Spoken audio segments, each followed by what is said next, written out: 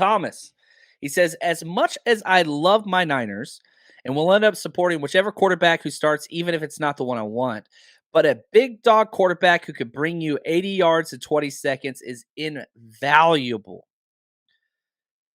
I mean, we can go back to the clip that we just heard from Steve Wilkes. Limit big plays, right? That's the defense's goal. Well, what's the counter side to that? Offensively, you want big plays. There was a metric. And let me pull this up because I think that this is interesting.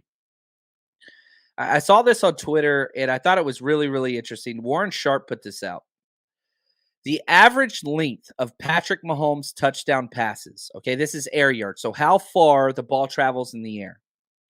2019 was 17.3 air yards. He's bombing it. 2020, 13 air yards. 2021, 8.5 air yards. 2022, 4.5 air yards.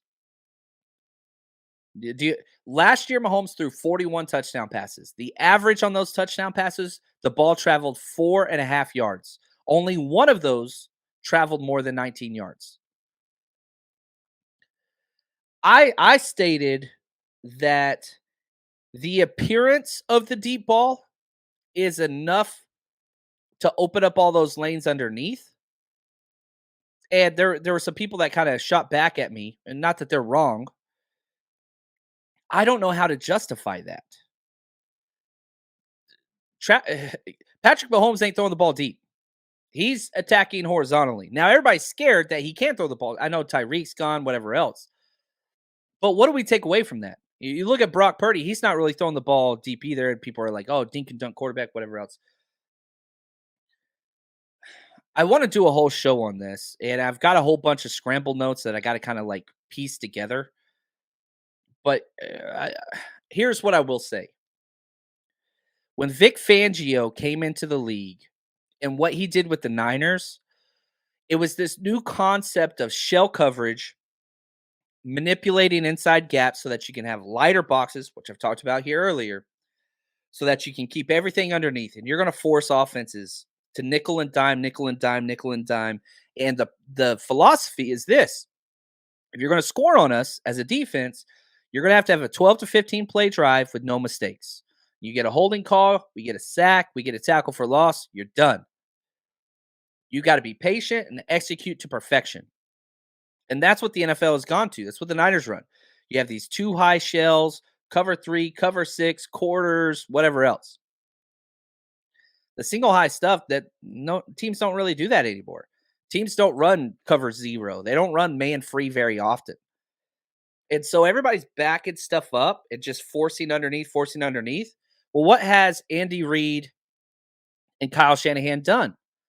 They've said, okay, I'll take all that underneath. I'll take it all. Here's how I'm going to beat you.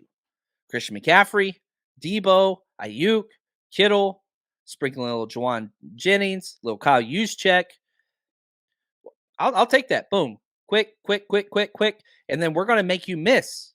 And we're going to turn those 2-3 yard gains that you give us into 7-8 yard gains. And we have no problem executing these 12 to 15 play drives. Because, back to your question, how do I say this? Everybody is scared of the deep ball. We just heard the defensive coordinator say, we're not giving up big plays. That's what the deep ball is. And so I don't know, man. I'm the biggest Trey Lance guy there is. And I really hope we get to see him at some point. But part of me says, man, with the way the NFL is now, I feel like the defenses are overcorrecting to the deep ball. I don't know. Dink and dunk doesn't sound so bad with Christian McCaffrey and Debo. But yeah, I'm with you. I like the big plays. I really, really do. I just think they're finding a different way to get those. Brett, he says, an elite quarterback would swallow up cap space. We distribute this round to the squad to give to an elite roster. Yeah, there's no doubt about that. We have very cheap quarterback room. Yeah, I know that Trey Lance is getting some money because he was a high pick. Sam Darnold's got decent, salary, whatever else. But we're on the back end of that big time. And that allows, 2 more years. You got to decide after this year what you're going to do with Trey. And then you have to decide after the next year what you're going to do with Brock. But the problem's going to solve itself organically. You don't have to force it. I constantly want to remind everybody the 49ers are in a very healthy situation cap wise, and this situation is going to solve itself out. I know everybody wants to talk about who's going to be week one starter and crown this person as the quarterback of the future. Yeah, pump the brakes. It's going to figure itself out. Hey, this your boy Frank Gore. I'm listening to 49er Rush Niners all day. Let's bring 6 home.